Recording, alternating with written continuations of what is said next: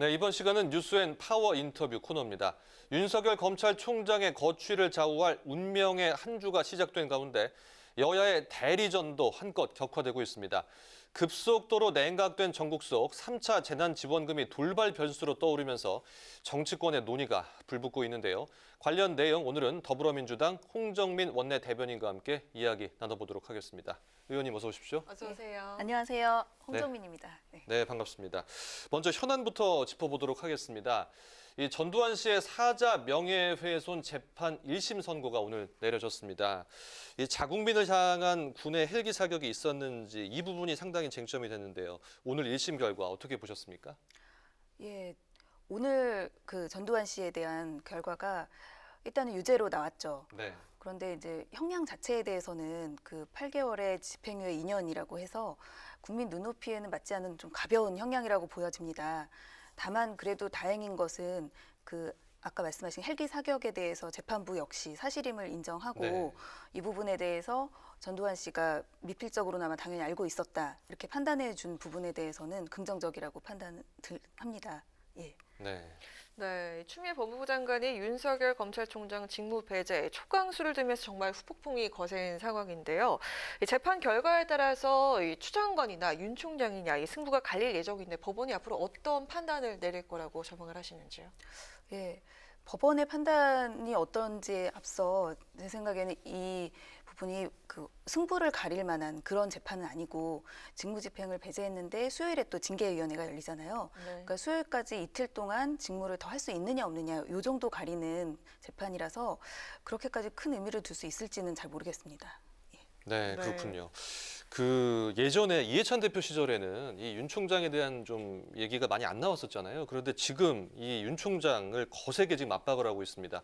이렇게 좀 그 바뀐 이유가 어디에 있을까요? 아마 지난주에 이 판사들에 대한 불법 사찰 이 부분이 좀 크게 부각이 된 것 같고요. 네. 이거는 일반 국민 입장에서 봐도 그리고 이 사법부의 독립적인 기능에 있어서 봐도 굉장히 불법적인 행위로밖에 이해가 안 됩니다. 그래서 이 부분에 대해서 불법이 좀 명확하게 드러났기 때문에 네. 좀 더 강한 책임을 총장으로서 물어야 되지 않나 이런 생각이 듭니다. 네, 판사 사찰을 지금 큰 이유로 들어주셨는데요. 그 이낙연 대표가 그 청와대와 좀 교감 아래 좀 이렇게 행동을 했다 이런 해석도 지금 많이 나오고 있는데요. 이 부분은 어떻습니까? 그런 부분에 대해서는 좀 저는 듣지는 못했고요. 네. 아무래도 불법이 크고 총장이라는 책임을 지고 있어서 좀 심각하게 봐야 되지 않나 이런 생각이 들어요. 네. 네, 국민의힘 초선 의원들이 대통령의 책임론을 부각하면서 청와대 앞에서 릴레이 시위를 이어가고 있는 상황입니다. 추미애 장관과 윤석열 검찰총장 갈등에 침묵을 하고 있는 문재인 대통령에게 청와대 불통이 적나라하게 보이고 있다면서 입장을 밝히라고 요구하는 그런 상황인데요. 이 부분에 대해서 어떻게 보시는지요? 사실 야당에서 그 추미애 장관과 윤석열 총장 간의 갈등을 더 부추긴 측면도 있는 것 같고요. 네. 그런 야당으로서 정쟁을 할 수는 있으나 제가 봤을 때 가장 큰 책임은 공수처 출범을 이렇게 지연시켰다, 시간 끌기에서 아예 못하겠다 이 부분에 있다고 저는 봅니다. 공수처가 정상적으로 7월에 출범했다면 지금 이런 불법 사찰 문제 같은 경우는 논란이 되지 않았을 거고 네. 검찰 개혁이나 아니면 이런 지금 검찰의 이런 부분에 대해서도 상당히 이렇게 좀 입장이 정리가 돼서 이런 갈등까지는 안 왔을 것이다. 그래서 야당이 오히려 정치적 책임을 져야 되는 상황에서 이렇게 좀 억지를 부리는 것 같은 이런 생각이 듭니다. 네. 대통령이 좀 입장을 밝혀라 지금 이렇게 압박은 계속 네. 하고 있는데 그러면 대통령이 뭐 입장을 밝히거나 이럴 확률은 뭐 거의 없다고 보시는 건가요? 지금 상황에서는 굳이 꼭 그게 중요한 문제는 아닌 것 같습니다. 네. 그 여야가 윤 총장의 이 국회 출석을 놓고도 파열음을 내고 있습니다. 뭐 지난주 법사위 보셨겠지만 법사위 뭐 출석을 한다는 얘기가 있었는데 여야 간 간사가 합의가 좀 안 됐었고 이런 문제들이 불거졌는데요. 윤 총장이 이 국회 마이크 앞에 서는 것에 대한 좀 여당의 입장은 어떻습니까? 여당 전체 입장은 잘 모르겠고요. 네. 제 생각에는 지금 윤 총장 입장에서는 정치인으로 서는 거라고 저는 보여집니다. 네. 지금 대선 주자로서도 2위로 우뚝 서 있는데요. 네.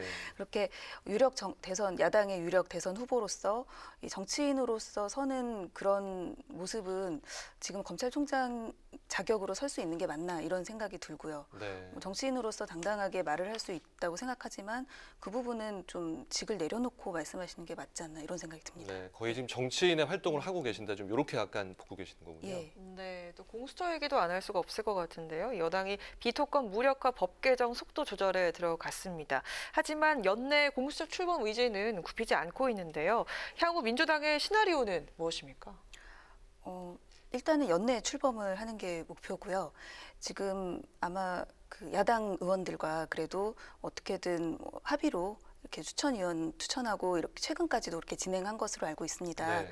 그런데 만약에 좀 야당이 이렇게 비토권을 그 공수처 출범을 정상적으로 진행하기 위한 가장 합리적이고 좋은 사람을 뽑기 위한 용도로 비토권을 쓰는 것이 아니라 공수처 출범을 막기 위한 용도로, 그러니까 무작정 그냥 반대하기 위한 용도로 비토권을 쓴다면 이건 법 자체에 문제가 있는 것이라서 그 헌법상의 가장 높은 그 가중치를 둔 3분의 2 이상 정도로 해서 비토권을 사용할 수 있게 이런 식으로 개정하는 것이 맞지 않나 이런 생각이 듭니다. 네, 이 야당이 계속해서 국회 보이콧에 나서게 된다면 공수처 연내 출범을 위해서 단독으로 처리할 가능성은 얼마나 됩니까? 가능한 피하고는 싶지만 아까 말씀드린 대로 공수처 출범이 7월 15일 날 이미 됐어야 되는데 지금 위법 상태가 계속되고 있고 네. 그로 인해서 이런 여러 가지 문제가 야기되고 있잖아요. 그래서 그 부분을 어떻게든 연내 출범으로 정상 복귀하기 위한 방안으로는 뭐 최선의 수단을 다 강구해야 된다고 생각합니다. 네, 그럼 민주당 입장에서 뭐 반대를 위한 반대로 지금 야당 쪽에서 나온다면은 법 개정을 해서 연내에 출범을 시킨다. 좀 이런 입장을 이루 봐야 되겠네요. 네, 그렇습니다. 네. 또 경제통이십니다. 이 경제 전공을 하셨기 때문에 관련 이야기 해보겠습니다. 이 코로나19 대유행 때문에 3차 재난지원금 논의가 이 급물살을 타고 있습니다. 당초에 신중론을 보이셨던 걸로 알고 있는데요. 본 예산을 처리하고 나서 추경에 편성한다고 했는데 내년도 본 예산 편성으로 입장을 선회했습니다. 이유가 좀 어디에 있습니까? 이게 아마 최근 1, 2주 안에 사정 변경이 좀 심하게 됐는데요. 네. 그 원래 본 예산 편성할 당시에는 이제 그렇지 않았는데 그 백신 진척률이 갑자기 이제 잘 되고 있어요. 해외 사회에서 보면. 그래서 백신의 그 유용함이 높아졌고 그리고 이제 3차 대유행까지는 아닐 것이다 뭐 이런 전망이 있었는데 갑자기 급속도로 확산되면서 네. 3차 대유행이 실제로 시작이 됐죠. 그래서 그 두 가지 사정 변경 때문에 아마 지금 재난지원금이 추가로 필요하지 않나 이런 상황이 됐습니다. 네. 그런데요, 이 설 연휴 전에 선별 지급으로 지금 가닥을 잡은 것으로 알고 있는데요. 전 국민 지급에는 지금 선을 그었습니다. 배경이 어디 있습니까? 예산 문제인가요? 특별히 그 어떤 입장을 정한 건 아니지만 네. 지금 가장 중요한 것은 전 국민이냐 아니냐보다는 네. 이 상황을 가장 효과적으로 극복하기 위한 방법을 어떻게 가장 적절한 비용으로 만약에 이 사태가 또 지속이 될 수가 있잖아요. 또 네. 뭐 다음 4차 대유행, 5차 대유행이 있을 수도 있고 그 상황에서 가장 최선의 방법을 선택한 것이라고 저는 생각이 듭니다. 그런데 내일 모레가 지금 본 예산 통과가 돼야 되는데 물리적으로 좀 가능은 한 상황인가요? 어떻습니까? 지금 상황에서 아마 예비비에서 상당 부분 이렇게 3차 재난지원금이 어느 정도 커버가 되고 그리고 추가 증액은 좀 필요한 상황인데 아주 큰 규모는 아니기 때문에 일단은 가능하다고 보여집니다. 네. 네, 또 야당이 한국판 뉴딜 예산을 삭감해서 재난지원금 재원으로 돌리자 이렇게 주장을 하고 있고 여당은 뉴딜 예산만큼은 절대 손대서는 안 된다 이런 입장인데 이거 이유가 무엇입니까? 사실 그 한국판 뉴딜 예산은 지금 별도로 이제 우리가 필요한 이런 것이 아니라 코로나 위기를 극복하는데 여전히 필요한 예산입니다. 지금 그러니까 IT 쪽이라든가 4차 산업 쪽으로 가는 이런 방향이 당장도 일자리를 통해서 이제 소득을 창출할 수 있을 뿐 아니라 지금 당장 구조가 지금 많이 바뀌고 비대면으로 바뀌고 있는데 네. 여기서 구조 개선을 하지 않으면 당장 내년에 그 후년에 오는 그런 소득 추가적인 우리 경제의 발전을 이룰 수가 없는 상황이고요. 이를 위한 그 예산을 깎자는 것은 당장 종잣돈을 다 그냥 오늘 다 써버리자 이런 뜻으로 저는 받아들여지고요. 예. 예, 그럼 이제 다음 주제로 넘어가 보겠습니다. 이 구글이 신규 앱에 대한 결제 수수료 30% 부과를 연기하기로 했습니다. 이것이 내년 1월이었는데 9월로 연기가 됐더라고요. 네. 뭐 과방위 소속이시니까 더 관심이 많으실 것 같은데요. 수수료 강제 반대의 목소리를 내셨고요. 그 인앱 결제 금지법 지금 법안 통과가 논의되는 것으로 알고 있는데요. 지금 순조롭게 이루어지고 있는 상황인가요? 지금 법안 소위에서 논의가 되는 단계에서 이제 멈춘 상태인데요. 네. 이게 원래는 1월 20일에 이제 신규 앱에 대해서는 강제가 될 걸 예상해서 어떻게든 좀 통과시켜 보자라고 네. 이제 급박하게 하고 있었는데 다행히 우리나라에서 이제 너무 강하게 나오니까 구글이 좀 이례적으로 이렇게 9월로 연기를 했죠. 그래 연기한 거는 다행이나 왜냐하면은 이제 소급 적용 문제가 없어지는 상황이기 때문에요. 아, 예, 예. 다만 지금 그걸 연기됐다고 해서 법안 통과에 이제 박차를 가하지 않으면 안 되는 뭐 이런 상황인데요.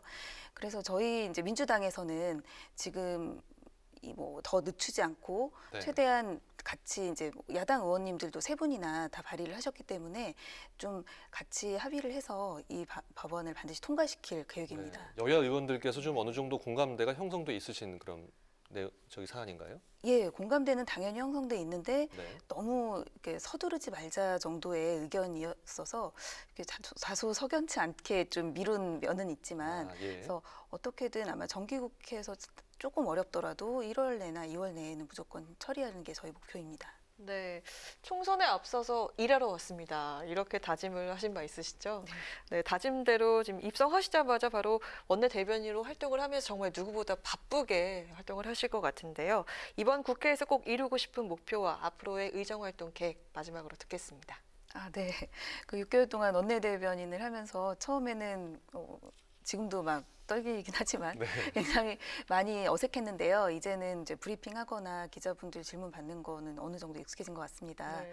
그 이제 21대 국회에서는 21대 국회가 출범함과 동시에 항상 초반에 그 코로나19 위기를 극복하려는 그런 미션을 갖고 있었잖아요. 네. 그래서 저는 그러니까 뭐 자영업자분, 소상공인, 그리고 중소기업들이 이 위기를 극복할 수 있도록 어떻게든 지원책을 좀 더 마련해 보는데 목표가 하나 있었고 또 하나는 저희 지역구에 제가 저도 스타트업을 했지만 저희 지역구에 새로 이제 4차 산업 기지가 생깁니다. 그래서 저희 뭐 테크노밸리나 방송 영상밸리에 이런 기술이나 IT나 아니면 미디어 이런 영상 쪽에 특화된 그런 산업단지를 제대로 구축해서 자족도시를 만드는 게 네. 21대 국회 목표입니다. 네, 활발한 의정 활동 부탁드리고요. 저희 국회 방송 또 뉴스엔에 앞으로 좀 자주 좀 출연해 주시면 감사하겠습니다. 고맙습니다. 감사합니다. 네, 뉴스엔 파워 인터뷰 지금까지 더불어민주당 홍정민 원내 대변인과 함께했습니다. 오늘 말씀 감사합니다. 감사합니다. 감사합니다.